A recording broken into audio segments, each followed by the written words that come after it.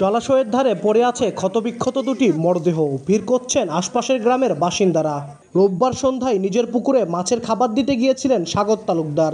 ফেরার পথে সাগর ও তার সহযোগী স্বপন ইসলামকে কুপিয়ে হত্যা করে দুর্বৃত্তরা। এ সময় আহত হন মুক্তার নামে আরও একজন। স্বজনদের অভিযোগ, আধিপত্য বিস্তারকে কেন্দ্র করে প্রতিপক্ষের লোকজন এ হত্যাকাণ্ড ঘটিয়েছে। শুনতেছি যে ছোট মণ্ডলপাড়া ওই মোজাম্মেল হাজি সাহেবের ওই ফার্মের ওখানে মেরে ফেলে রাখছে। তো ওখান থেকে আমি একটা মোটরসাইকেল যোগে করে চলে গেলাম মনোগঞ্জে সে জায়গায় যায় দিকে হ্যাঁ ওখানে ঠিক সে সাগর পড়ে আছে। জলিল মিজান পুটুর বেটা এরা এছাড়া আমার কোনো ইয়ে নেই।